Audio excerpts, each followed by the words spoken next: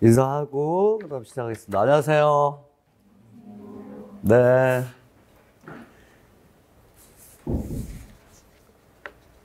1, 2월 강의를 지속적으로 지금 3, 4월 교육과정과 함께 들으신 분도 낯익은 얼굴도 있고 또 새로 3, 4월 교육과정반에 지금 참여하신 분도 있고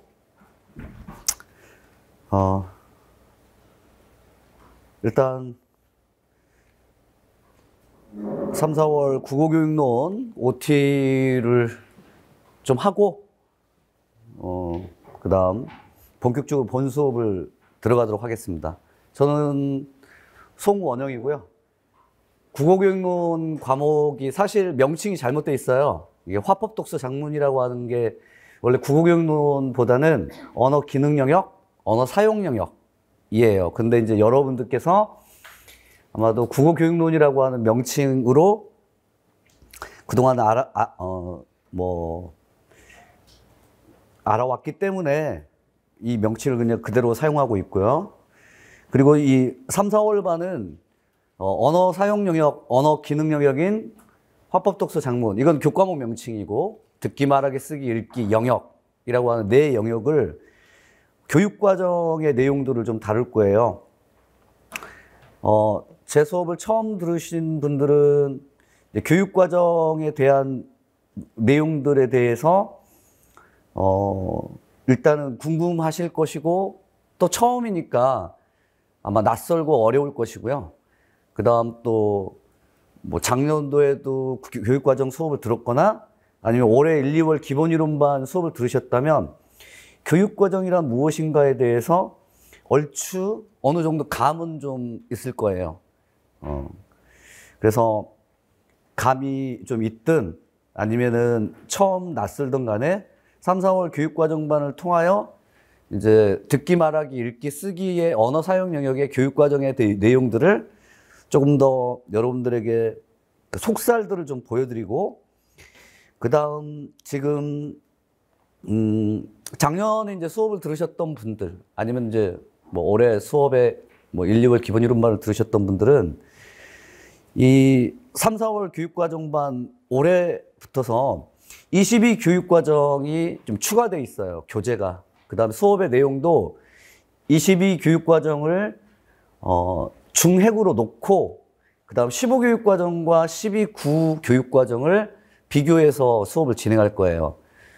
그래서 22 교육과정은 아직 작년도 8월 달에 시안만 제출되고 올해 원래 그 작년에 시안이 공청회를 통해서 이제 통과가 됐으면 올해 하반기, 그러니까 9월 이후부터서 교과서 집필이 들어갔을 거예요. 근데 지금 총론마저도 지금 통과 여부가 아직까지는 좀 불확실해서 이게 올해 임용시험을 치르는 우리들에게 22 교육과정이 시험 범위에 들어가는지는 알 수가 없어요.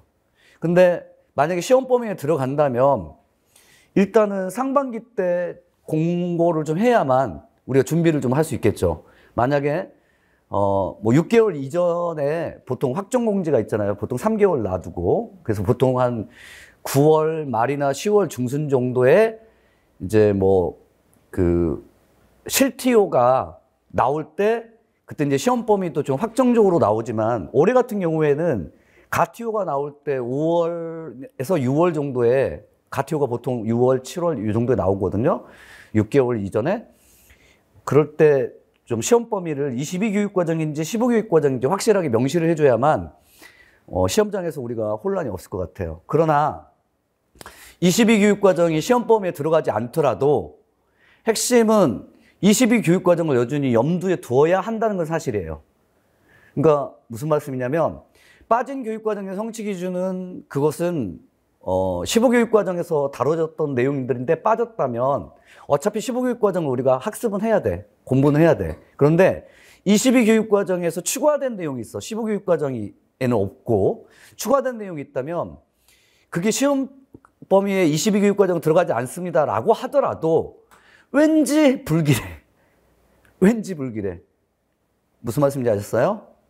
그런 측면에서 보자면 그 불안감을 좀 방지하기 위해서라도 어차피 22교육과정을 다뤄야 돼. 또 하나는 3, 4월 교육과정반에서 여러분들이 느끼시겠지만 22교육과정이든 15교육과정이든 그 차이가 별로 없어요. 없단 말은 핵심적인 사항들은 공통적이다 이거지. 약간의 이제 차이가 있어. 성취 기준에서 그 용어의 차이 또는 학습 요소에서 추가되어야 할 것들이 22교육과정은 학습 요소가 생각보다 15교육과정보다 많아요. 그러니까 학습 요소라고 하는 것은 학교 교육 현장에서 학생들에게 가르치고 배워야 할 교수학습 내용을 말하는 건데 그러한 교수학습 내용이 보통 이제 조금 이따가 설명드리겠지만 지식 요소, 기능 요소, 태도 요소들이 있는데 상대적으로 22교육과정에서는 기능 요소들이 뭐 어떤 교육과정의 성취 기준은 뭐 7가지나 이렇게 넣어놓고 있어요. 물론 이제 시안이기 때문에 거기서 확정본이 나올 때에는 그 안에서 기능 요소 7가지를 다 학습하는 게 아니라 한 2-3가지 정도를 확정적으로 이렇게 보여드리겠지만 이제 그런 측면에서 보자면은 추가되는 교육과정의 성취 기준에서 새로 신설되거나 학습 요소가 새로 추가되는 것을 조금 더 눈여겨봐야 한다. 비록 22교육과정이 시험 범위가 아니어도 또 하나는 같은 이제 공통적이야. 15교육과정에도 있고 22교육과정에도 있어. 예를 들면 연설이라고 하는 성취 기준이 15나 22나 동일하게 있는데 22교육과정에서는 추가되어 있는 교수학습 내용 요소가 있을 수 있어. 아까 제가 말씀드렸지만 학습 요소가 22교육과정은 많이 추가되어 있어요. 그래서 만약 뭐 15교육과정에서는 공신력, 뭐 이성적 설득 전략, 감성적 설득 전략 3가지의 학습 요소만 다루고 있다면 22교육과정에서는 5가지야 라고 하면 2가지는 그럼 왜 추가시켰는데 비록 시안이어도 확정본은 아니어도 왜 추가시켰는데 궁금할 거 아니야. 이거 해야 돼? 해야죠. 불안하니까. 왠지 불길하니까. 결국에는 교육과정을 지금 3, 4월 반에서 다루는 이유 중에 하나가 교육과정을 반드시 알아야만 임용 문제를 풀 수 있다. 이것 때문에 우리가 교육과정 반을 개설해서 교육과정을 공부하는 것도 있어요. 있는데 그것보다도 더 중요한 것은 심리적인 불안감들을 없애기 위해서요. 심리적인 불안감들. 그런 측면에서 여러분들의 심리적인 불안감도 제가 안정시켜 드리고 그 다음에 또 22교육과정이 낯설고 또 새로운 것이기 때문에 이거군 이라고 한다면 훨씬 더 안정적으로 언어 사용 영역이나 언어 기능 영역을 학습할 수 있지 않을까 싶어서 22교육과정을 중행으로 해서 15, 12, 9교육과정을 비교하는 그런 강의를 할 거예요. 여기까지. 그리고 이제 OT 프린트물 좀 보시면 프린트물이 지금 2개가 있죠. 나눠드린 OT 프린트물을 보시면 그 1 교육과정의 2라고 하는 이 프린트물을 조금 더 설명을 좀 드린 다음에 그 다음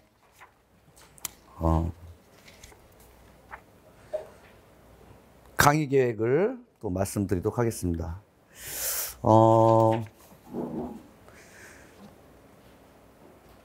먼저 교육과정이란 무엇인가에 대한 뭐 상세한 설명이 일적 부분에서 쭉 나오는데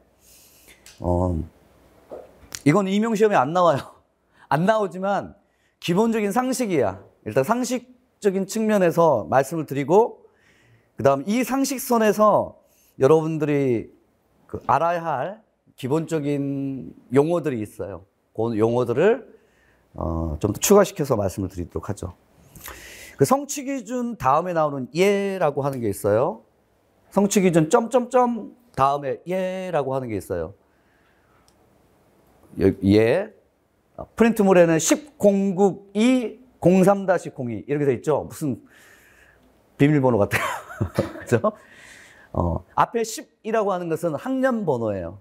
그러니까 여러분들 22교육과정이든 뭐 15교육과정이든 9교육과정이든 교육과정 이제 해설서의 원문을 교육과정 평가원에서 원문을 다운로드 받을 수 있습니다. 시안은 그 교육과정 평가원의 그 원문을 다운로드 받는 부분은 없어요. 시안은 교육과정 해설서에 다운로드 받을 수 있는 그 사이트에는 없고 다른 데 있어요. 시야는.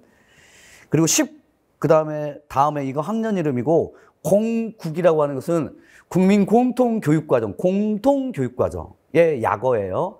그러니까 교육과정의 앞에 공통교육과정과 선택교육과정이라고 하는 그 수식어가 붙어 있다면 이 공통교육과정은 대한민국 국민이라면 누구나가 다 이런 표현이야. 이건 권리가 아니라 의무예요. 권리가 아니라 의무. 의무적으로 정규 학교교육과정에서 학습해야 할 내용들. 공통교육과정이야. 근데 선택이라고 이렇게 돼요. 선국이라고 하는 선택교육과정은, 예를 들면 고등학교 1학년에서 고등학교 2학년 올라갈 때나 아니면은 그 일반계 고등학교하고 그 다음에 뭐 상업계, 말하자면 특성화 고등학교 있죠. 예술계. 이렇게 이제 그 계열별 교육과정이 고등학교 2학년 이상 혹은 고등학교 1학년 이상. 여기서는 공통교육과정은 10학년이니까 고등학교 1학년까지는 공통교육과정이야. 근데 고2, 일반계 고등학교에서는 고2, 아니면 이제 고1 올라가자마자 예술계, 그 다음에 특성화고, 그 다음에 인문계, 이렇게 계열별, 그 계열별로 특수한 교육과정, 선택할 수 있는 특수한 교육과정을 선택교육과정이라고 해요. 예를 들면 인문계교, 일반고죠. 일반고도, 계열로 가령 고등학교 2학년 올라와서 인문 계열이 있고 또한 자연 계열로 나누잖아. 고2 이상부터. 그리고 나서 선택 과목들이 예를 들면 사탐이라든가 과탐의 선택 과목들이 달라지잖아. 그런 것처럼 국어 과목도 고등학교 1학년까지는 교과목 명칭이 국어라고 하고 고등학교 2학년부터서는 인문 계열들은 자연 계열과는 다른 국어과 안에서 선택 과목들을 선택을 해요. 지금 22교육과정의 선택 과목 체계는 15교육과정하고는 약간 달라요. 수능을 생각하시면 돼. 수능에 뭐 예를 들면 1번 문제부터 5번 문제까지 또는 6번 문제부터 11번이나 12번 문제까지 이렇게 수능의 선택 과목들을 보면 보통은 지금 독서라고 하잖아요. 독서, 수능의 독서 영역, 그다음에 수능에서 뭐 지금 현행 교육과정에서는 화법과 작문, 또 언어와 매체 이런 것들을 수능에서 선택해서 풀잖아요. 근데 22교육과정에서는 독서와 작문, 고등학교 2학년 올라가지고 선택하는 거, 독서와 작문하고 그다음 화법과 언어, 매체라고 하는 과목은 고등학교 2학년 선택 과목에서 사라지고 그 선택 과목의 매체 과목의 성취 기준들이 중학교로 내려와 있어요. 그래서 영역이 듣기, 말하기, 읽기, 쓰기, 문법, 문학, 매체 7영역이야. 근데 이제 6영역 체제라고 해요. 듣기, 말하기를 합쳐서 하나의 영역을 해서 6영역 체제를 가지고 있는데 10공국의 학년 이름, 학년이죠. 학년 이름이고 학년. 그다음에 공통교육과정이 고등학교 1학년까지의 공통교육과정. 대한민국 국민이라면 모두 다 배워야 할 교사학습의 내용을 담고 있는 성취 기준의 공국. 그 다음에 여기서 여기는 이제 고등학교 1학년 같은 경우에는 공국 1과 공국 2, 국어 1과 국어 2 파트로 돼 있어요. 그러니까 1학년 1학기, 1학년 2학기. 1학년 1학기를 이수하게 되면 1학년 2학기에 국어 2를 반드시 이수해야 돼. 아마 여러분들이 그 대학 다녔을 때도 1을 이수하게 되면은 2를 반드시 이수해야 돼. 그래야만 학점을 딸 수 있어. 그거하고 비슷해요. 국어 1, 고등학교 국어 1 이수하면 고등학교 국어 2 이수해야 돼. 이게 국어 1, 국어 2가 원래는 고등학교에서는 1학년 1학기, 1학년 2학기라고 그래서 여기가 공국 2라고 됐어요. 공국 1이 있고 공국 2가 있겠죠. 그 다음에 이제 03, 이거는 영역 명칭이야. 01, 02, 03. 여기서는 03은 쓰기 영역의 지금 명칭이에요. 03은 모두 다 공통적으로 다 쓰기 영역이야. 그래서 쓰기 영역에 그 다음에 02는 1항, 2항, 3항. 이렇게 돼 있어요. 이게 이제 여러분들이 봐야 할 교육과정의 원문에 이렇게 나온 거야. 이렇게 설명을 드렸어.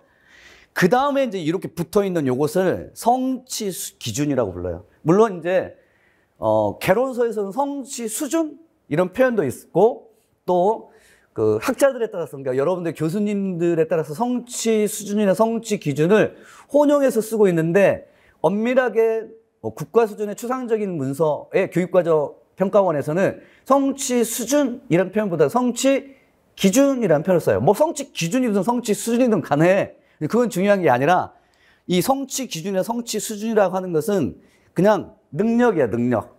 학생들이 이 내용을 배우게 되면 반드시 도달해야 할 능력, 그 능력을 성취 수준이라고 불러요. 여기까지 이해하셨죠? 근데 여기서 능력이라고 할 때는 여러분들이 조금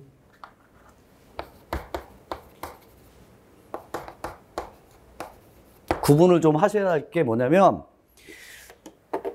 능력이란 capability, able, can, 할 수 있어, 할 수 있음, ability, 그 앞에 capability라고 해서 이 할 수 있음을 이렇게 번역한 게 저 능력이에요.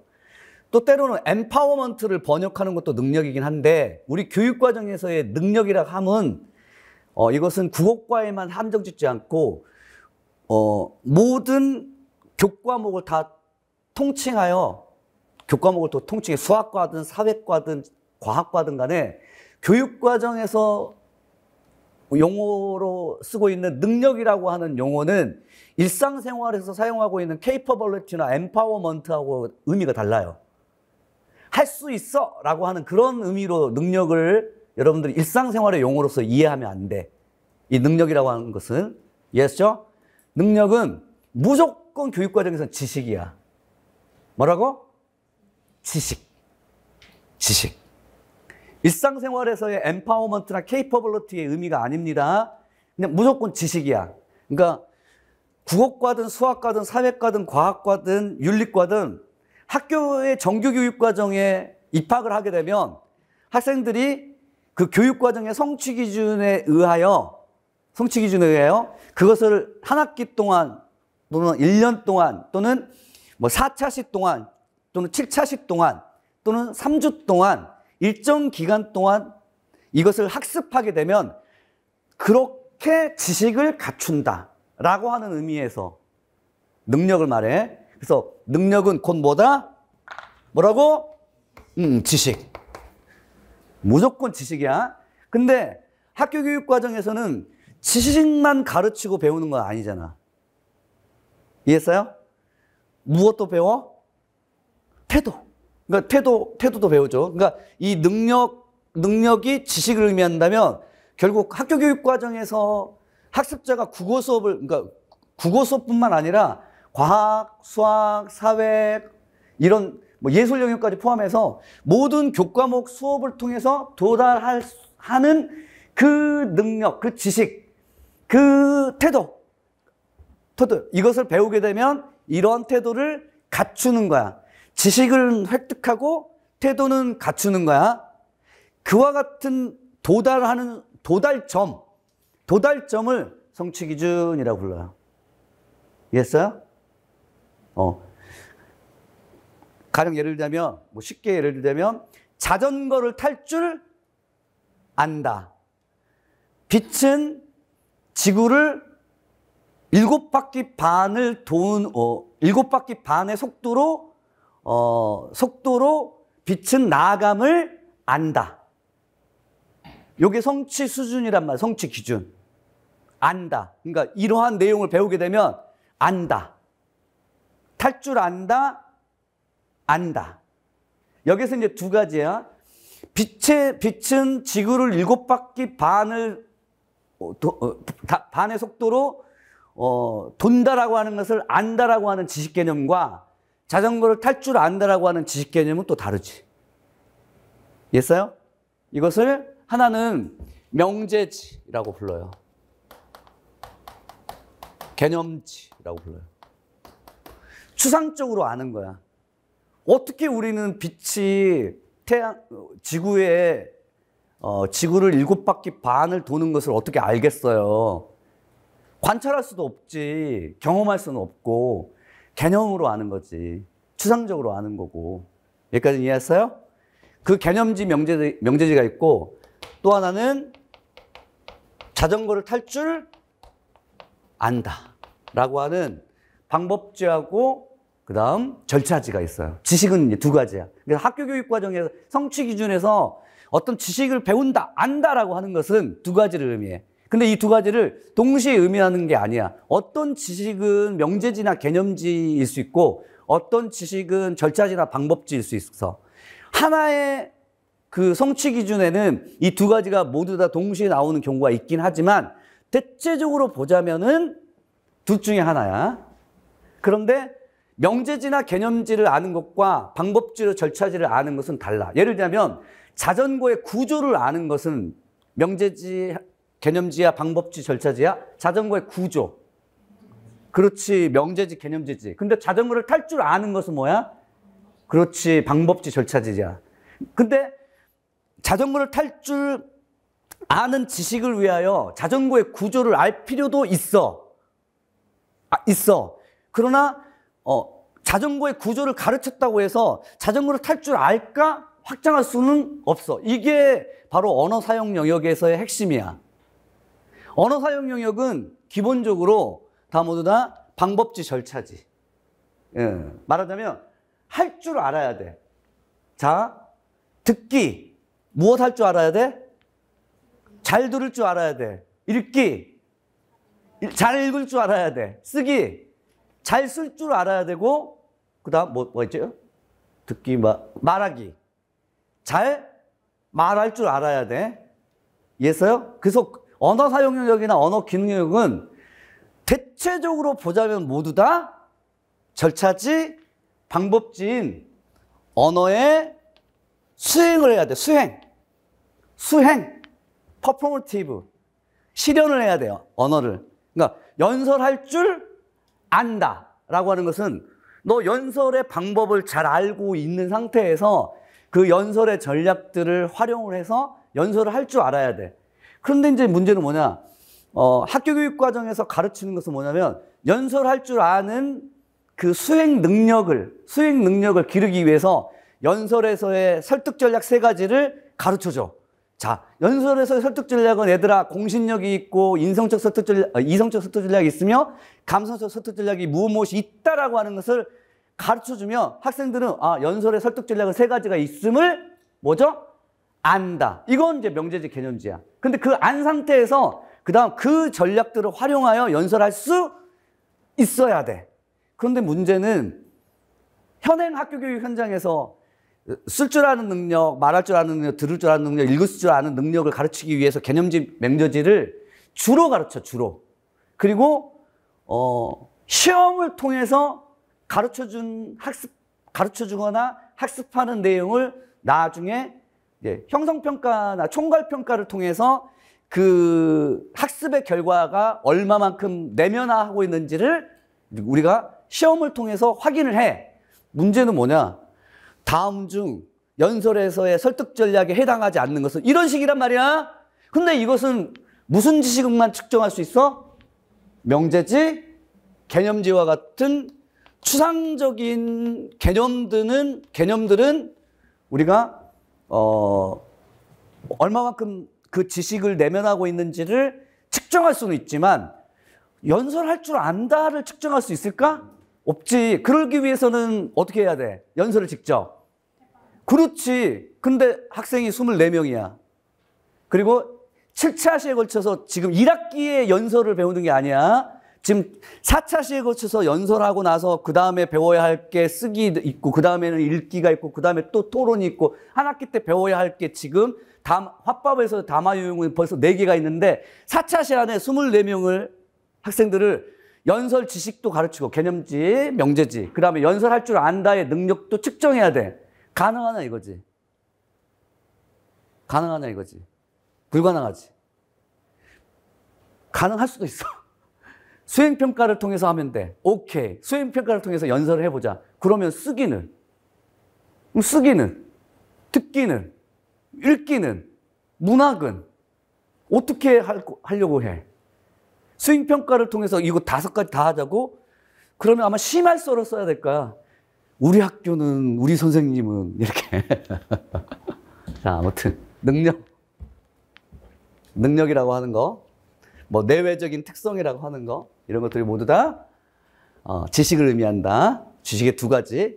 그다음 태도는 저와 같은 지식을 배우게 되면 자연스럽게 갖출 수 있는 것들이에요.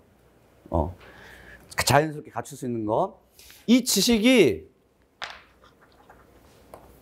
인지적 요소야. 인지.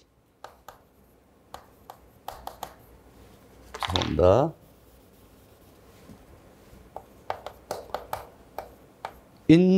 지적 요소야. 지적 요소. 지식이라고 하는 거. 능력, 곧 지식을 의미하고, 능력과 지식은 곧 지적 요소를 의미한다면, 태도는 지적 요소가 아니라 뭘까? 인지가 아니라 뭐라고? 정의적 요소야. 뭐, 여기 안에 들어갈 게 예를 들면 동기, 흥미, 습관, 가치관. 교육 과정에서는 정의적 요소인 태도를 딱 네 가지로 아예 그냥 확정지어서 이야기를 해. 뭐가 있다고? 태도, 동기, 흥미, 습관, 가치관. 아예 자동화될 정도로 여러분들이 알아두세요. 동기, 흥미, 습관, 가치관. 나중에 이제 이 동기, 흥미, 습관에 대해서 설명을 좀 드릴 거예요. 교육과정 다룰 때. 이 두 가지의 능력과 태도가 성취 수준에는 나와 있어요. 근데 대체적으로 보자면 거의 전부 다 성취 수준, 기준은 능력으로 돼 있어. 능력으로 돼 있고, 태도와 관련되어 있는 성취 기준은 뭐 예를 들자면 듣기, 말하기, 읽기, 쓰기가 뭐 그냥 중학교에 듣기, 말하기가 10개 정도 항목이 있다면 1항부터 10항까지 그 중에서 1개나 2개 항목만 태도의 성취 기준으로 돼 있고 나머지는 전부 다 지식, 능력과 관련되어 있는 성취 기준이야. 다만 이 능력과 관련되어 있는 성취 기준을 학습한다고 해서 그 능력만, 지식만 터득하는 것은 아니야. 자연스럽게 태도를 이제 배울 수 있는 거야. 예를 들자면 아까 설명드렸던 연설할 수 있다. 이 성취 기준을 가지고서 말하기 불안을 극복하고 연설할 수 있다. 라고 하는 말하기 불안의 극복이라고 하는 태도가 추가될 수 있어. 이해했어요? 이렇게 이제 보시면 되고. 그 다음 이 성취 기준은 무작정 그냥 문장으로만 만드는 게 아니야. 항상 성취 기준은 문장 형태야. 주어, 서술어, 뭐 여러 가지 수식어, 비수식어, 뭐 호응 관계를 갖춘 문장 형태인데 이 문장 형태는 잘 보시면 모든 성취 기준이 다 그런 건 아니야. 모든 성취 기준은 다 그런 것은 아니지만 보시면 이렇게 주요 학습 내용 요소라고 하는 게 있어. 주요 학습 내용 요소라고 하는 게 문장 안에 성취 기준의 문장 진술 안에 반드시 있어야 되고, 그 다음에 두 번째로는 글 유형이나 텍스트 유형이나 담화 유형을 언급해 주는 거야. 그 다음 마지막으로는 행동 영역에 쓴다, 읽는다, 말한다, 듣는다 와 같은 형태로 소수로가 끝나게 돼. 뭐 예를 들면 비교한다, 분석한다, 뭐 종합한다, 파악한다 이렇게 할 수도 있어. 그러니까 행동 영역의 진술 부분이 소수로가 반드시 세 가지가 나와야 되나요? 라고 물어보면 대체적으로 성실하고 구체적이고 정교한 성취 기준은 세 가지가 모두가 나와야 돼. 근데 이 중에서 필수가 뭐냐면 주요 학습 내용 요소야. 학교 교육 현장에서 가르치고 배워야 할 교수 학습 내용 요소는 성취 기준에 이미 나와. 이해했어요? 그래서 여러분들이 성취 기준을 외우게 되면, 물론 암기하는 소리는 아닌데 외우게 되면 이 성취 기준만 보고도 가르치고 배워야 할 학습 내용이 무엇이 있는지를 우리가 확정 지을 수가 있어. 보시면 논증 요소에 따른 분석을 바탕으로 효과적으로 내용을 조직해서 논증하는 글을 쓸 수 있다 라고 하는 게 주요 학습 내용 요소가 2개야. 몇 개? 2개야. 하나는 논증 요소에 대한 분석이 있어야 돼. 근데 논증 요소도 마찬가지로 나중에 설명하겠지만 논증 요소에 대한 이해 따로 분석 따로야. 이해했어? 잠깐만. 논증 요소에 대한 이해 따로 뭐라고? 분석 따로야. 논증 요소가 무엇인지를 안다. 이건 뭐야? 명제적 개념이지. 논증 요소가 무엇인지를 안 상태에서 분석할 수 있다. 이건 뭐야? 방법지 절차지야. 그러니까 여기도 보시면 학습 요소가 논증 요소에 따른 분석이라 돼 있지만 기본적으로 학습 요소는 논증 요소에 대한 이해를 바탕으로 논증 요소를 활용하여 분석을 할 수 있겠군. 이게 이제 첫 번째야. 그다음 두 번째, 이건 이제 합쳐서 논증 요소라고 하면 이게 두 번째가 뭐냐면 내용 조직이야. 뭐라고? 그러니까 효과적인 내용 조직이 무엇인지는 자세하게 나오진 않지. 당연히 성취 기준 안에. 이 다음에 상세한 해설 내용에서 효과적인 내용 조직이란 무엇이다, 논증 요소란 무엇이다를 교육과정에서 확정적으로 가르쳐줘. 근데 문제는 뭐냐면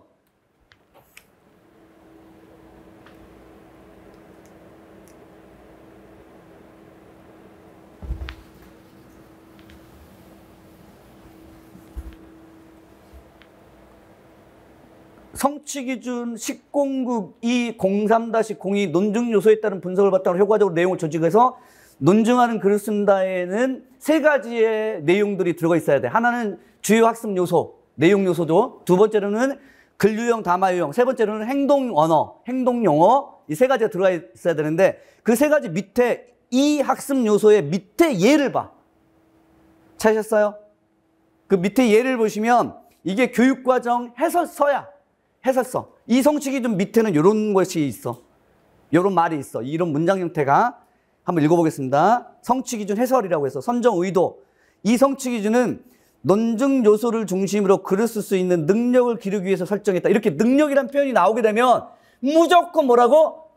지식이야, 지식. 근데 이 지식이 몇 가지가 있다고? 두 가지야. 개념지, 명제지 아니면 방법지, 절차지. 두 가지야. 그 다음 이제 이러한 능력을 기르기 위해서 논증 요소를 중심으로서 글 쓸 수 있는 능력을 기르기 위해서 설정했다라고 하는 게 선정 의도고, 그 다음에 학습 내용을 보시면 이제 그 학습 그 내용에 여기 나오는 성취 기준에 여기 있는 주요 내용 요소 두 가지인 논증 요소하고 또 하나는 뭐 있어? 효과적인 내용 조직에 대한 설명이 나와. 그래서 성취 기준, 그래서 교육과정 해설서를 우리가 보는 이유는 이 교육과정의 성취 기준에 의하면 학습자들에게 가르치고 배워야 할 내용이 논증 요소라고 하는 거하고 효과적인 내용 조직이다라고 하는 것을 우리가 파악하기 위해서야. 파악하기 위해서. 이렇게 설명이 나와. 근데 요 설명 내용이 너무 추상적이고 너무 어려워. 그래서 1, 2월 기본이론반 때 개론서의 내용을 학습했었어야 돼. 그래야만 여기 나오는 이 교육과정 원문 해설서의 내용이 이건 무엇을 의미해? 라고 알 수 있는 거지. 한번 같이 읽어보겠습니다. 논증의 요소는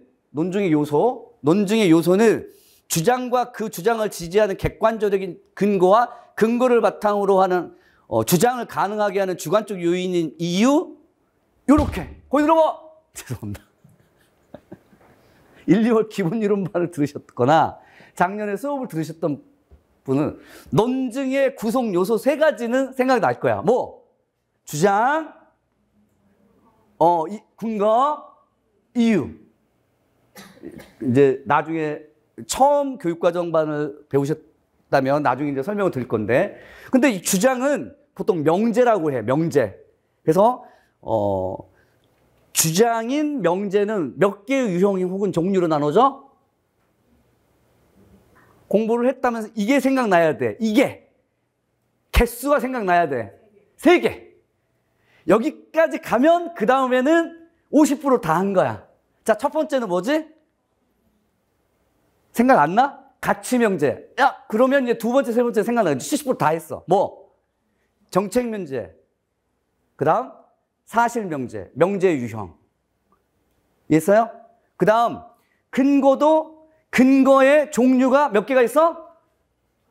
2개. 50% 다 한 거야. 첫 번째 무슨 논거?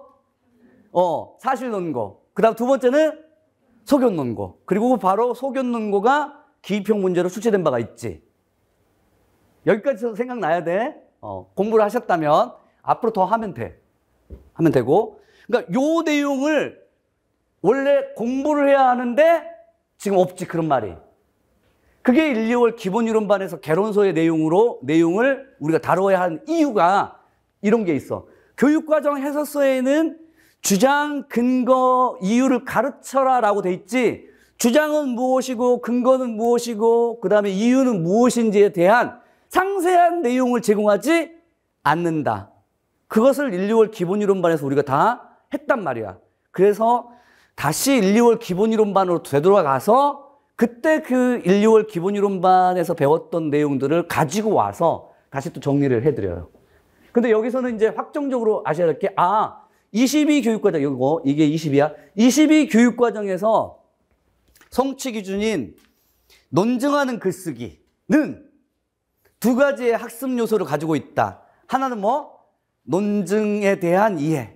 물론 이제 할 줄 아는 능력도 있고, 두 번째는 뭐? 효과적인 내용 조직. 이걸 이제 암기해야 돼, 이걸. 그리고 논증에 대한 것도 따로 암기해야 되지만 1, 2월 기본이론반 때 했다면 다시 확인만 해주시면 돼. 그리고 이제 두 번 이제 반복되는 거야. 그리고 이제, 자, 논증에 대해서 그 다음에 추가되어야 한 게 여기 있어. 우리는 1, 2월 기본이론반 때 논증의 구성 요소는 세 가지야. 주장, 이유, 주장, 근거, 이유. 이렇게만 했는데 여기에 쉼표 다음에 이렇게 추가된 게 있어. 뭐? 상대의 반론과 이에 대한 반박. 여기에 바로 22 교육과정하고 15 교육과정과 차이점이야. 이제 저기가 상대의 반론과 이에 대한 반박도 논증의 구성 요소로 좀 추가되어 있다는 거죠. 그래서 여러분들이 논증의 구성 요소 15 교육과정이나 개론서까지는 주장, 이유, 근거라고 돼 있지만 네 번째 요소가 있군. 고개 들어! 그러면 내가 논증하는 글을 쓴다라고 하면 학생이 쓴 논증글 안에는 네 개의 요소가 있어야 되겠네. 필수적으로 뭐? 주장도 있어야 돼. 또 근거도 있어야 돼. 또 이유도 있어야 되는데 뭐도 있어야 돼? 여기는 반론과 반박도 있어야 되네. 이게 근데 무슨 영역이야 지금? 영역 명칭. 듣기, 말하기, 쓰기, 읽기에서 무엇에 해당돼? 이거 논증하는 글 쓰기야. 근데 반론, 여기 봐봐. 반론, 반박. 이건 1, 2월 반 들으셨다면 반론, 반박. 어느 영역에서 이거 썼었어? 담화 유형은 또 무엇이고? 화법. 어디에서? 토론. 그런데 여기는 논증하는 글쓰기야. 이해했어요? 이제 이런 것들이 여러분들이 이제 헷갈리기 시작하는 거야. 잠깐만. 내가 토론에서는 입론, 반론, 최종 발언. 그 다음에 반론할 때, 이상하다. 반론 반박할 때 내가 들었는데, 오케이. 22 교육과정에서는 논증의 필수 구성 요소인 주장, 근거, 이유 이외에 반론과 반박을 네 번째 요소로 지금 학습 요소로 집어넣은 거야. 이런 점들을 여러분들이 조금 더 알아두시라 이거지. 그래서 이제 학생이 글을 주고 나서 이 학생의 글에서 다음은 하고 이제 이런 학습 목표나 성취 기준이 나올 거야. 이런 학습 목표나 성취 기준이 나오고 나서 그 다음 학생 글의 논증 요소에 따른 분석이 잘 되었는지 잘 되었는지 않는지를 내가 평가하고자 해. 피드백하고자 해. 그러면 세 가지 이외에 플러스 하나 더 뭐가 있어? 반박, 반론의 내용들이 그 안에 삽입되어 있는지를 보셔야 돼. 이해하셨죠? 그 다음에 또 하나 중요한 것은 1, 2월 기본이론반을 들으셨다면 이 반론과 반박이 설득하는 글쓰기에 반드시 필수적인 요소로 추가되어야 하는 글 유형이 있어. 글 종류가. 아시는 분? 내가 선물 드릴게. 반론과 반박이 설득하는 글쓰기에서 반드시 추가되어야 할 글 유형과 글 종류가 있어. 없으니까 내가 선물 준다고 한 거야. 건임은 너. 기회는 끝났고 시평 쓰기. 시평 쓰기에 내가 선택하지 않은 관점에 대한 비판과 반론과 반박을 반드시 필수적으로 포함해야 돼. 이런 것들을 나중에 보게 될 거예요, 여러분들이. 나중에. 지금은 신경 쓰지 않아도 돼. 지금은 그냥 성취 기준 교육과정 원문 해설서가 이런 식으로 구성되는구나 라고 하는 정도까지 알고 그 다음에 읽어보겠습니다. 이러한 논증 요소와 이들 요소 간에 무엇하기? 그 다음부터가 바로 하기 이라고 돼 있어요. 이렇게 하기. 그 다음에 또 읽어보세요. 여러분들은 프린팅을 보내. 연역과 기납의 논증 방법 이해하기. 하기로 돼 있어. 그 다음에 논증 방법을 활용하여 효과적으로 내용 조직 하기로 돼 있어. 자, 교수학습의 내용 요소가 세 가지로 하기, 뭐뭐 하기로 돼 있어. 뭐뭐가 있어. 첫 번째, 논증의 요소와 요소 간의 관계를 파악하기. 두 번째는 연역과 기납 등의 논증 방법을 이해하기. 세 번째로는 논증 방법을 활용해서 효과적으로 내용 조직하기. 요것을 설명을 드리자면 여기에 해당됩니다. 여기 위에 있는 요거 가지고서 설명을 드릴게요. 방금 이렇게 뭐뭐 하기, 뭐뭐 하기, 뭐뭐 하기는 모두 다 학습 요소라고 불러요. 뭐라고? 그럼 이 교육과정의 성취 기준에서 제시하고 있는 학습 요소는 몇 개야? 3개. 이걸 외워야 돼, 이걸. 3개야. 성취 기준을 외우는 것은 아니고요. 성취 기준은 주어질 거야. 모든 임용 문제는 성취 기준은 전부 다 주어져 있어. 그래서 따로 외울 필요가 없어. 외울 필요는 없는데 그 성취 기준만 보고서 여기서 가르치고 배워야 할 학습 요소를 여러분들이 도출을 해야 돼. 근데 이 도출하는 게 쉬운 건 아니야. 그래서 무조건 외워야 돼. 근데 3가지야. 하나는 파악하기, 두 번째는 이해하기, 세 번째는 내용 조직하기, 조직하기야.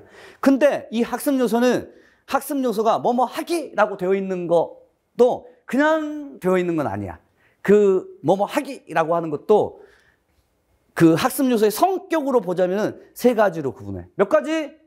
3가지로 구분해. 뭐 본질, 원리, 태도, 이게 12교육과정까지. 그 다음 지식, 기능, 태도, 이게 15교육과정까지. 그 다음 지식, 과정과 기능, 가치와 태도, 이게 22교육과정이야. 뭐뭐 하기라고 하는 것이 3가지 중에 하나를 의미해.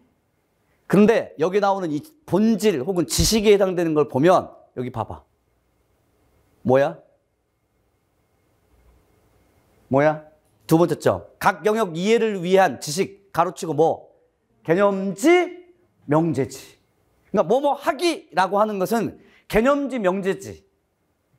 근데 이 중에서 파악하기, 이해하기, 조직하기 중에 개념지, 명제지에 해당되는 게 뭘까? 이해하기야. 아는 거야. 빛의 속도는 지구를 7바퀴 반을 돈다라고 하는 것을 아는 거야. 이해했어요? 파악하기는. 그럼 나머지 분석하거나 조직하거나 하는 것들은 다 뭘까? 본질 지식이 아니라 뭐야? 원리, 과정과 기능이야. 이 기능을 다른 말로 이야기하면 여기 봐. 기능과 뭐야? 전략이야. 분석하기, 내용 조직하기 다 전략이야. 이런 것도 절차지, 방법지로 돼 있어. 그 다음 마지막으로는 뭐죠? 태도. 22교육과정에서 가치와 태도. 근데 교육과정에서 태도는 정의적 영역으로 뭐뭐가 있다고? 동기, 흥미, 습관, 가치관, 윤리를 추가해. 거기서 봐. 이건 외워야 돼. 이건 외워야 돼. 교육과정의 성취 기준에서 학습 요소는 3가지 중에 하나야. 3가지 중에 하나. 뭐뭐라고? 지식, 기능과 전략, 태도. 지식이 무엇에 해당돼? 명제지, 개념지. 교육과정의 용어로. 그 다음에 기능, 전략은 무엇에 해당돼? 방법지, 절차지. 마지막으로는 태도. 그러면 이해하기. 이러면 무엇에 해당돼? 명제지, 개념지. 분석하기, 조직하기는 방법지, 절차지. 태도와 관련되어 있는 학습 요소는 없는 거야. 자연스럽게 배우는 거야. 고개 들어봐. 그래서 성취 기준 이 하나에 지금 외울 게 3가지의 학습 요소가 있으면 이해하기와 관련된 개념지, 방법지가 분명히 있을 것이다. 없을 수도 있고, 그 다음에 언어 기능 영역이라면 무조건 기능과 전략에 대한 학습 요소는 2가지 이상 혹은 1가지 이상, 3가지 이상은 있을 것이다. 근데 여기서 몇 가지야? 2가지야. 근데 성취 기준을 보면 논증 요소에 따른 분석하기. 성취 기준에 이미 학습 요소가 나오지. 두 번째는 효과적으로 내용을 조직하기. 이해했어요? 이해하기는 이제 추가만 시켜준대. 그래서 성취 기준 보고서 학습 요소는 2가지 이상이네. 근데 성취 기준에는 학습 요소가 이렇게 이해하기를 중심으로 보다는 파악하기, 조직하기와 같은 것들로 되어 있네. 그러니까 분석하기, 파악하기가 아니라 분석하기로 되어 있네. 그래서 논증 요소와 이들 요소 간의 관계를 파악하기, 그 다음에 논증 방법을 이해하기, 그 다음에 효과적으로 내용 조직하기, 이렇게 구성이 돼 있고, 이해하기야, 여기가. 여기가 뭐라고? 무조건 이해하기야. 개념과 명제는 뭐한다? 이해하기. 그래서 지금부터 성취 기준이 나오게 되면 무조건 개념지, 명제지와 관련된 이해하기는 있어야 되겠다. 그러니까 자전거를 탈 줄 안다라고 하는 기능과 전략을 익히더라도 자전거의 구조와 얼개와 명칭에 대해서는 이해는 시켜야 돼. 연설의 전략을 활용하여 연설을 잘할 수 있는 능력을 기른다고 할지라도 연설의 전략에 대한 이해는 있어야 돼. 이해했었지? 그런데 우리 임용 문제에서는 어디 쪽으로 나오느냐? 연설의 전략 쪽이야. 물론 이해하기도 중요해. 근데 주로 뭐 언어로 수행을 통한 여기는 전략이지. 여기는 뭐 파악하기, 분석하기, 조직하기와 같은 언어 수행적인 요소와 관련돼 있어. 이해하셨죠?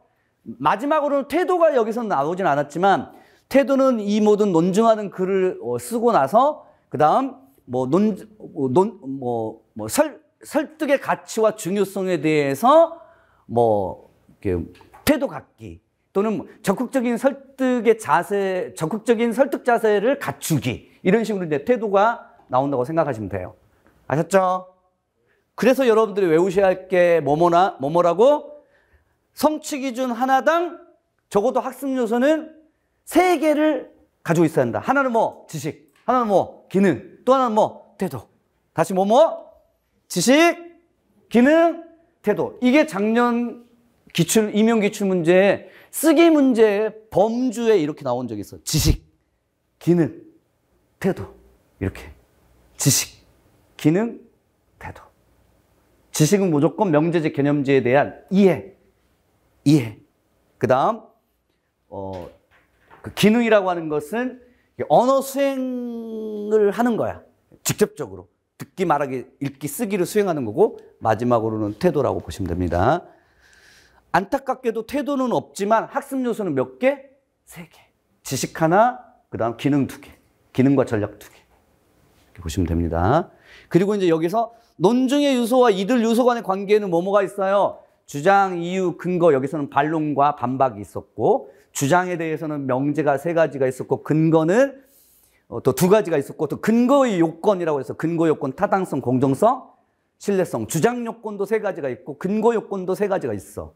이런 내용들을 1, 2월 기본 이론 받을 때 배웠던 것들을 다시 한번 확인하고, 그 다음 논증 방법은 여기서는 연역과 귀납만 있지만, 연역, 귀납, 유추라고 하는 3가지의 논증 방법이 있고, 이 중에서 읽기, 독서 영역에서 논증 방법을 텍스트를 중심으로 해서 이 글의 논증 방법을 직접적으로 물어본 적이 있었다. 그때 임용 기출 문제에서 나왔던 독서 문제에서 나왔던 논증 방법의 답은 유추야. 대부분 실수했던 게 귀납이고 이런 것들이 생각나야 돼. 이제 여기는 지금 논증하는 글쓰기에서 배워. 그 다음에 그와 같은 연역 귀납 유추를 활용해서 논증 방법을 활용해서 내용을 조직하기. 근데 내용을 조직한다라고 하는 것은 뭐냐면 여기서 일반적인 내용 조직 방법도 있고 나중에 배우게 돼. 일반적인 내용 조직 방법 입장에 여기서는 주장에 따른 근거, 논증 방법을 활용해서 그러면 앞의 주장과 뒤의 근거와의 관계가 연역 논증으로 구성될 때와 귀납 논증으로 구성될 때와 유추 논증으로 구성될 때의 그 주장과 근거 사이의 관계의 효과적인 조직들이 있겠지. 그리고 여기서 효과적인 조직이다라고 할 때는 이 효과라고 하는 것은 그럼 잘못된 조직도 있고 그 다음에 잘된 조직이 또 있단 말이지. 그럼 효과적이지 않은 조직이 뭐냐라고 하면 주장과 근거의 형태적 관계가 연역, 귀납, 유추와 같은 일반적인 것을 갖춰야 되는데 문제는 뭐냐? 오류가 생기는 경우가 있어. 그 논리적 오류의 유형도 여기서 아마 다루게 될 거야. 나중에 이거 설명을 좀 드리도록 하겠습니다. 자, 이렇게 해서 여러분들이 배워야 할 교육과정이 성취 기준인 학습자가 국어 수업을 위해서 도달해야 할 능력, 이때 능력이라고 하는 것은 지식. 근데 이 지식이 2가지로 돼 있고 또 지식뿐만 아니라 태도까지 성취 기준으로 나온다. 태도까지. 그리고 일반적으로 성취 기준은 학습 요소, 근류형, 행동 영역을 3가지를 포함한다. 이해했죠? 그 다음 학습 요소는 다음과 같이 3가지 중에 하나다. 지식, 기능, 태도. 3가지 중에 하나다. 그리고 이제 원문의 교육과정 해설서를 읽어보면 이렇게 학습 요소가 개수로 몇 개 이렇게 제시하고 있다. 이것을 우리가 학습해야 할 부분이에요.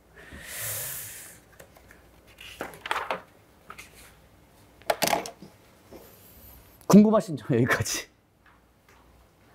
선생님 이거 좀 더 설명해 주세요.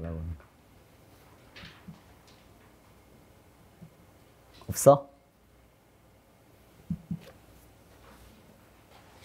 해 나가죠. 그 다음 이쪽부터서는 22 교육과정의 체계. 그러니까 교육과정의 이제 성취 기준을 그 지식 이해 기능 태도별로 성취 기준 자체를 무시하고 그냥 각 그 중학교 교육과정부터 넘겨보세요. 중학교 예를 들면 그 듣기 말하기 읽기 쓰기 다음에 넘겨보시면 매체까지 그 다음에 5쪽 부분 넘겨보시면 고등학교 공통교육과정 고1 듣기 말하기 읽기 다음 장 넘겨보시면 쓰기까지 매체까지 그 다음에 7쪽 부분에 보시면 고등학교 선택교육과정이라서 화법과 언어 이게 이제 22교육과정이에요. 독서와 작문에서 성취 기준에서 다뤄야 할 그 학습 요소만 쭉 지시를 했어요. 요 학습 요소들을 3, 4월 달에 다 배워야 합니다. 다. 근데 이제 이런 건 있어요. 예를 들면 토론이라고 하는 담화 유형과 관련된 교사학습의 내용 요소가 중학교에도 있고 그다음에 고등학교 1학년에도 있다면 이 두 개의 성취 기준에서 가르치고 배워야 할 교사학습의 내용 요소는 그렇게 다르지가 않아요.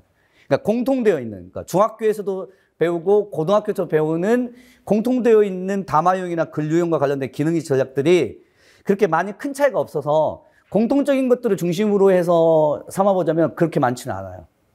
그렇게 이제 보시고. 자, 그 다음 8쪽 부분에 어떻게 교육과정을 공부해야 할 것인가 설명을 좀 드리도록 하겠습니다. 설명을 좀 드리자면 첫 번째로는 영역별로 교육과정의 상치 기준이 아닙니다. 성취 기준. 성취 기준을 체계화 재구성해서 학습 내용을 정리한다. 교재를 참고하라고 했는데 기본적으로 교육과정 교재는 그건 변함이 없지만 그 학년별로 예를 들면 중학교 배운 다음에 고등학교 1학년, 고등학교 1학년 배운 다음에 그다음 고등학교 2학년 선택교육과정 이런 식으로 구성되어 있지 않습니다. 이걸 통합하여 각 그 기능 및 전략별로 그러니까 기능 및 전략이라고 하는 것은 예를 들면 토론 하게 되면 이 토론과 관련돼서 중학교 성취 기준, 고등학교 성취 기준을 모두 다 배우는 거야. 그래서 기능 및 전략별로 되어 있어서 학년별로 되어 있지 않습니다. 교육과정 원문 해설서는 다 학년별로 되어 있어요. 근데 지금 제 교재는 학년별 다 무시하고 학습 요소별로 되어 있습니다. 그래서 토론이라고 하는 것과 관련된 중학교, 고등학교를 전부 다 성취 기준들을 배우게 되죠. 이렇게 공부하셔야 돼요. 이렇게. 왜냐하면 임용 문제는 다음은 중학교 1학년 토론의 학습 목표이다. 이렇게 1학년하고 학년이 제시가 되지 않아요. 그냥 토론 이렇게 나오지. 연설 나오지. 다음은 중3 연설 학습 목표이다. 이렇게 안 나와요. 물론 중학교냐 고등학교냐를 구분하는 경우는 있어. 그럴 경우에는 그 중학교나 고등학교의 그 학생의 특성을 강조하기 위해서 그게 이제 출제자의 논점이야.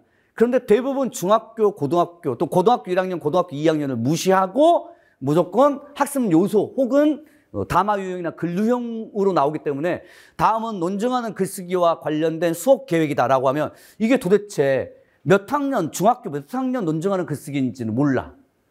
제시는 돼 있어. 중학교라고. 근데 보면 고등학교 영역이 안에 또 포함되어 있어. 그래서 아예 그렇게 학년별 교육과정의 성취 기준은 무시하고 다시 재구성하고 체계화한다. 담화 유형별, 글 유형별, 기능 및 전략별로 재구성해야 한다. 그래서 여러분들이 제 교재의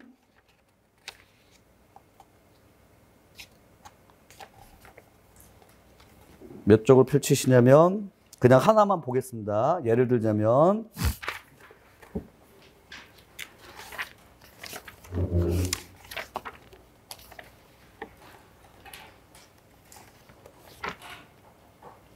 백쪽 부분에 보시면 교재 100쪽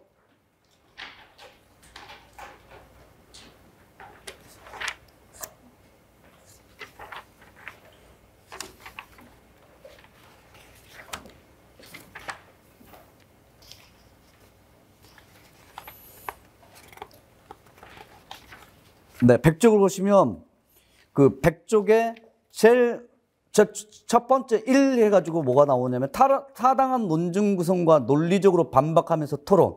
이게 이제 2022 교육과정 성취 기준이에요. 그래서 교재 100쪽에 제일 위에 1번이 그렇게 돼 있고 그 바로 밑에 좌측 부분은 항상 22 교육과정이야. 있다면 교육과정이 22가 있다면 그다음에 우측 부분은 이것과 연관된 15 교육과정, 12 교육과정이야. 이게 이제 중학교 교육과정의 성취 기준이 타당한 논증 구성, 논리적 반박이야. 있어요? 논증 구성, 반박, 논리적 반박. 이 성취 기준과 관련되어서 토론이라고 하는 담화 유형 안에서 22 교육과정 성취 기준이 중학교 성취 기준도 배우고 학습해. 그 다음부터 넘겨보시면 108쪽에 넘겨보시면 이 해가지고 108쪽에 논제에 따라서 쟁점별로 논증 구성하기라고 해서 15교육과정의 고등학교 1학년 교육과정의 성취 기준을 또 토론 안에서 또 다뤄. 근데 다만 이제 교수학습의 내용 요소가 약간 달라. 약간 다르고. 그 다음에 113쪽에 3 해가지고 3 보시면 논증의 타당성, 신뢰성, 공정성에 대한 반대 신문 토론하기라고 해서 22교육과정에 여기 고등학교 2학년 토론 성취 기준이야. 그럼 보면 토론이라고 하는 담화 유형 안에 교육과정이 지금 몇 개가 있어? 방금 했던 게 22교육과정 2개, 15교육과정 하나, 하나는 중학교, 하나는 고등학교 1학년, 하나는 고등학교 2학년에서 토론 하나에 중학교, 고등학교 1학년, 고등학교 2학년을 한꺼번에 이렇게 학습해야 돼, 이렇게. 이 중에서 22 중학교 교육과정에 논증 반박 토론이, 효과적인 반박 토론이 나올지, 그 다음에 필수쟁점 논증 구성이 나올지, 타당성, 신뢰성, 공정성의 논증 토론, 반대 신문 토론이 나올지, 그건 몰라. 그리고 이것을 다 합쳐져서 나올지, 그것도 몰라. 그러니까 다 해야 돼. 그래서 이렇게 하나의 담화형이나 글유형과 관련해서 통합해가지고 학년별 무시하고 학습을 해야 돼. 이 말이 지금 그 8쪽 부분에 나오는 영역별 교육과정의 성취 기준을 재구성해야 한다. 그 뜻이에요. 재구성해야 한다. 기능 및 전략이나 글유형, 담화 유형별로 재구성해야 한다. 근데 그렇게 재구성하도록 교재가 구성돼 있어. 이해했어요? 그러니까 여러분들 따로 교육과정 해설서의 원문을 보고서 따로 재구성할 필요는 없어. 그냥 이대로 쫓아오시면 되고. 그다음 두 번째로는 교육과정의 학습 내용에서 제시되어 있는 개념어나 학술 용어는 반드시 숙지해야 돼. 예를 들면 논증이라고 하는 용어 또는 내용 조직이라고 하는 용어. 이해했어요? 또 논증 안에는 주장도 있고 이유도 있고 근거도 있고 반론도 있다라고 하면 주장이 뭔지, 근거가 뭔지, 이유가 뭔지, 반론이나 반박이 무엇인지 이 용어를 철저하게 숙지해야 돼. 숙지. 그리고 이제 이 내용은 교육과정의 해설서의 자체에는 없어. 교육과정 해설서는 그 해당되고 있는 교수학습의 요소와 관련되는 중요한 용어 키워드만 나오지 그 키워드에 대한 상세한 내용들은 없는데 임용은 어떻게 나오냐면 그 키워드를 기입형으로 쓰라라고 하는 문제도 있고 그 키워드를 활용하여 보기나 자료를 적용해서 서술하라고 하는 문제가 나와. 그런데 이제 그 키워드를 활용할 줄 알려면 충분하게 논증의 구성 요소 가운데 주장이 예를 들면 정책명제 형태, 사실명제 형태, 가치명제 형태로 뭐뭐 해야 한다. 그 다음 뭐뭐 한다. 그 다음 뭐뭐이 바람직하다. 이와 같은 명제 형태를 갖추고 있다든가 사실논거나 소견논거의 두 가지 형태로 돼 있다든가 이런 배경지식을 바탕으로 해서 소설할 수 있어야 돼. 또는 아예 자료 자체가 보기 자체가 그런 배경지식을 요구하도록 적용하도록 나오는 경우도 있어. 아니면 아예 소견논거나 사실논거의 논거 명치를 쓰라라고 기입형 문제로 나오거나 보기에 이렇게 논증의 필수 구성 요소는 3가지이다. 이 중에서 뭐가 있다. 이렇게 이제 보기가 나오고 나서 위에 학생글에서 논증의 필수 구성 요소 가운데 누락된 요소를 찾아서 서술을 하고 그 다음 지도 방안을 제시하시오. 이렇게 나오는 경우도 있단 말이야.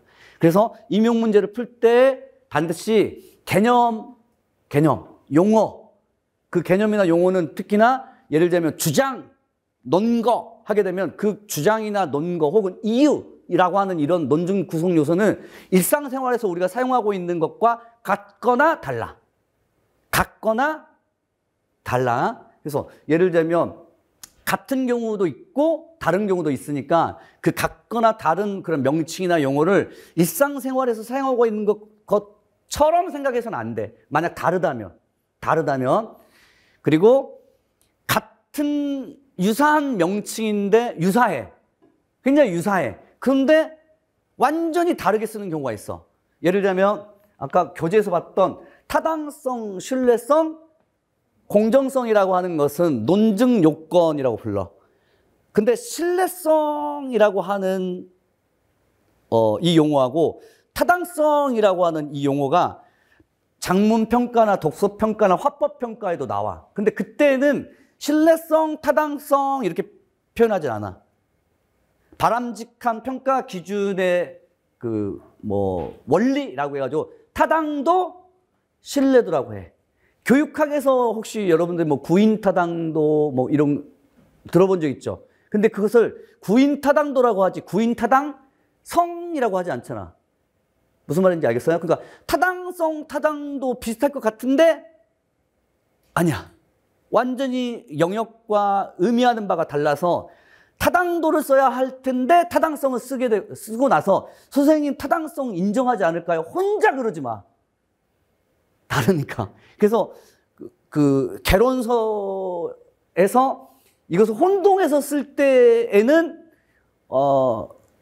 예를 들면 타당성과 타당도가 어떤 개론서는 그렇게 혼합해서 쓰고 있어요라고 하면 반드시 정확단어 채점법을 쓰지 않을 것이다. 타당도 써도 되고 타당성 써도 된다. 그런데 어떤 개론서든 평가에는 타당도만 썼다면 타당성 쓰면 안 돼.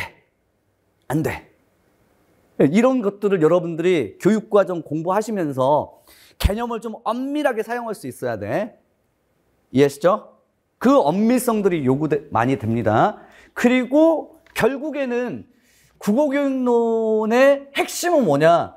그 답안에 그 기입형이든 소술형이든 그 핵심되는 학술 용어, 개념어, 키워드를 내가 쓰느냐 못 쓰느냐 차이야. 문학하고는 조금 달라.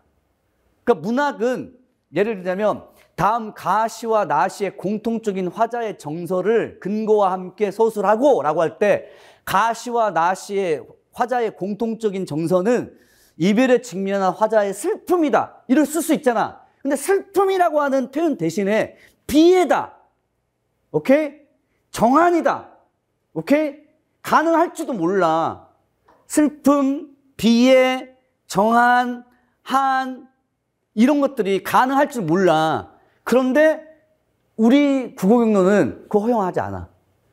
타당도가 답인데 타당성 쓰게 되면 그거 틀린 거야. 슬픔 대신에 저는 비애를 썼는데 답이 되지 않을까요? 그럴 수도 있어, 문학은. 그럴 수도 있어. 선생님, 저는 희망 대신에 소망을 썼는데요. 맞을 수 있다고, 문학은. 이해했어요? 미래에 대해서 낙관하다. 긍정적으로 전망하다. 선생님, 저는 낙관이라는 표현 대신에 긍정적으로 전망하다라고 표현했는데 문학은 쓸 수 있어. 그러나 우리는 허락되지 않아. 이해하셨죠? 그래서 개념어, 학술어, 그게 특히 교육과정의 용어라면 반드시 정교하게 사용할 줄 알아야 한다. 이거야. 그래서 교육과정에서 제시되어 있는 개념어는 활용만 되거나 구체적인 설명이 없는 경우가 많아요.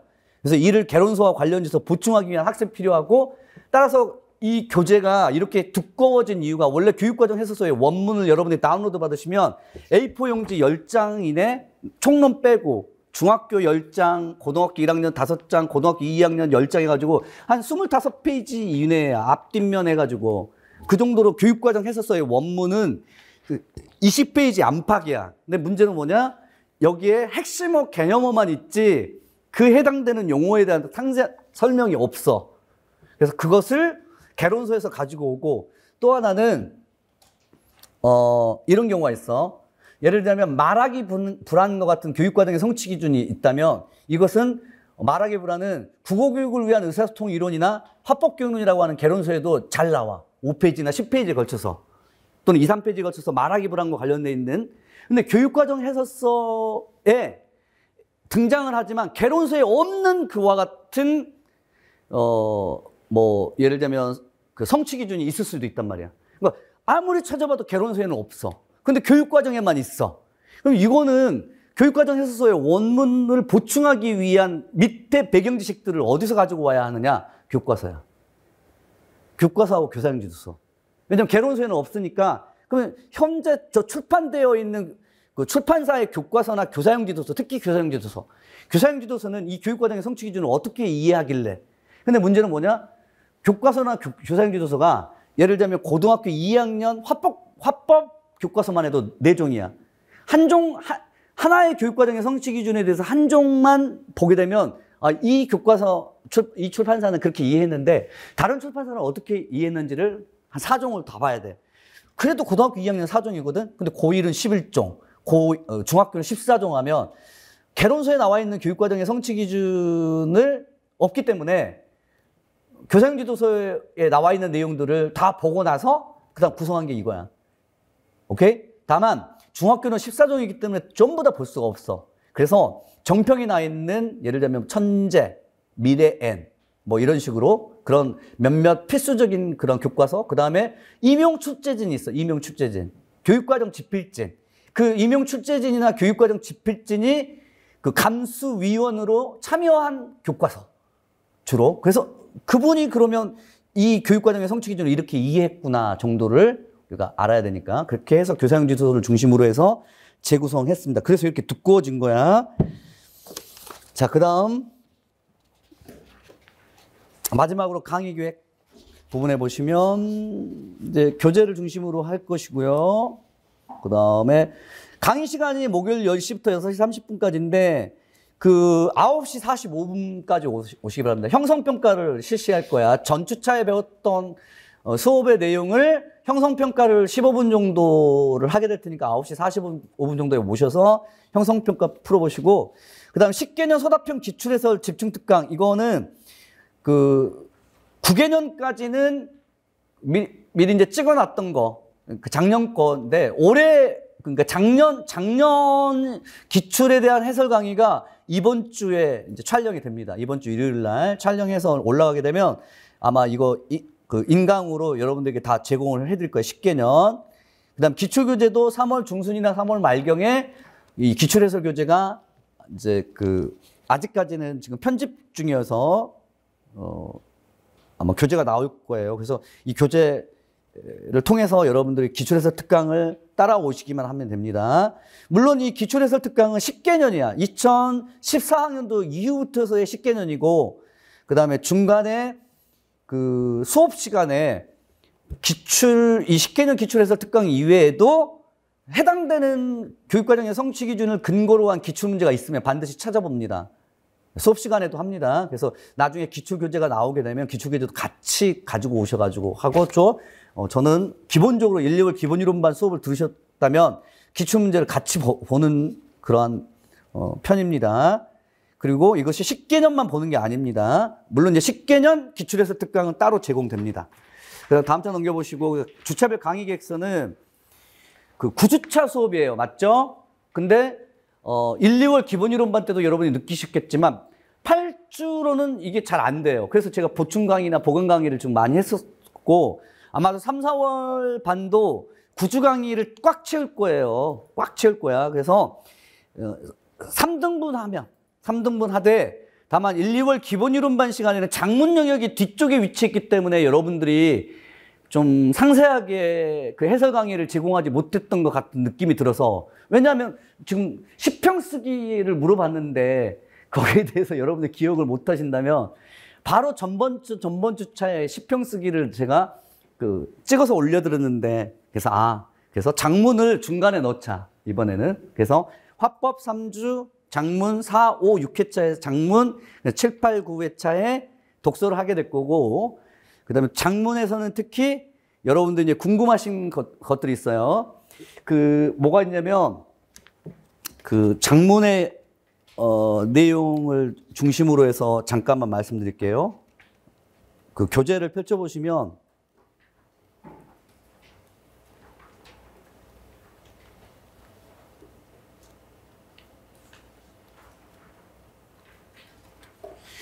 (461쪽) 제일 뒤쪽에서 461쪽 그걸 보시면 1, 2월 기본이론반 수업을 들으셨던 분들은 이 장문이론 및 장문교육이론이 생각날 거야. 4가지의 장문이론 및 장문교육이론하고 4가지의 접근 방법, 과정, 결과, 장르, 맥락, 4가지의 접근 방법. 근데 요게 사실 교육과정 내용이 아니에요. 그러니까 지금 3, 4월 이 지금 수업이 교육과정 반이잖아. 그러니까 당연히 교육과정 내용을 다뤄야 되잖아. 근데 장문이론 및 장문교육이론은 교육과정에 나와 안 나와? 안 나와. 그런데도 불구하고 여러분들이 계속 저한테 뭘 요구하냐면 선생님 장문에서는 장문교육이론이 어렵고요. 그 다음에 독서에서는 교수학습 모형이 어려워요. 이게 교육과정에 직접적으로 제시되어 있지 않지만 굉장히 1, 2월 기본이론반 때도 어려워했던, 그러니까 장문이론과 관련되어 있는 461쪽에는 장문이론, 장문교육이론이 나오고 쭉 넘겨보시면 또 장문교수학습 모형의 워크숍이 나오고 또 472쪽에 장문평가, 물론 장문평가 같은 경우에는 장문교육과정에 나오긴 하지만 제가 이것을 그 해설을 1, 2월 기본이론반 때 다 했잖아 라고 했는데도 불구하고 또 해주세요 라고 하는 경우가 많아서 이렇게 기본이론반 때 했지만 교육과정에 없지만 그럼에도 불구하고 반드시 해야 할 것들, 반복해서 해야 할 것들, 이런 것들을 제가 그 교재 구성을 할 때 염두에 두고 집어넣고, 만약에 1, 2월 기본이론반 때 이렇게 장문 파트 부분의 평가 부분을 내가 약하게 지금 체계화시켰다면 4, 5, 6주차 때 장문 평가를 조금 더 자세하게 좀 다룰 거예요. 그 다음 장문 이론도 또 할 것이고, 그때 다시 한번 여러분들이 정리를 해주시면 될 것 같아요. 이해하셨죠? 그리고 항상 마지막으로 드리는 사안들은 뭐냐면 1주차부터 3주차까지는 수업 출석 잘 하세요. 그러니까 무슨 말이냐면 교재의 앞에 화법 부분은 시커매요. 손길이 많이 닿아. 근데 4, 5, 6주차, 7주차, 8주차 가게 되면 여기 하얘. 손길이 안 닿고 그다음 출석도 잘 하지 않아. 그러면 이제 3, 4월 달은 제 수업은 일단은 끊었어. 그러니까 끊단 말은 이렇게 지금 수강 신청했어. 그다음에 인강이나 아니면 직강을 통해서 지금 잘 듣고 따라오려고 해. 근데 현강이나 직강생들은 아마도 이제 한 주차나 두 주차 정도가 어쩔 수 없이 빠지게 되면 그것을 인강을 통해서 쫓아오면 되잖아. 근데 인강생들은 예를 들자면 선생님 그러니까 자기 개인적인 사정이 있겠지. 예를 들면 4월 중순부터 4월 말부터서 아니면 뭐 빠르면 4월 초부터서 교생 실습을 나가, 4학년생들은. 그런 학교가 있을 수도 있잖아. 그럼 나가게 되면 지금 인강을 신청을 해놓고서 3월달만 듣고 4월달 그 중요한 장문하고 독서 영역은 지금 하얗게 남아 있어. 그리고 나서 이제 5월, 6월 되면 안 들었던 3, 4월 걸 또 들으려고 해. 교과서반을 갈 때. 이렇게 늦춰지게 되면은 문제는 그게 펑크가 난단 말이야. 펑크. 그리고 이 펑크 난 게 7, 8월이나 9, 10월 달에 나를 괴롭혀. 그러니까 국교론만큼은 상반기 때 되도록이면 체계화 시켜놨고, 그다음 하반기 7, 8월이나 9월 이후에는 암기 계속하면서 내면화를 시켜야 돼. 그러니까 체계적 정리는 이미 상반기 때 되어 있어야만 해. 또 익숙해졌어야만 하고. 그런데 대부분의 학생들은 아니지만 개인적으로 몇몇 학생들은 여름방학 때 비로소 체계적인 정리를 하려고 시도하시는 경우가 있어. 너무 늦어. 그럼 9, 10월 달에 내면화를 시작한단 말이야. 암기를 한단 말이야. 근데 문제는 뭐냐? 9, 10월 모고반 때는 내가 국교론만 지금 신경 쓸 게 아니잖아. 문법도 펑크나 있어. 중세 문법이.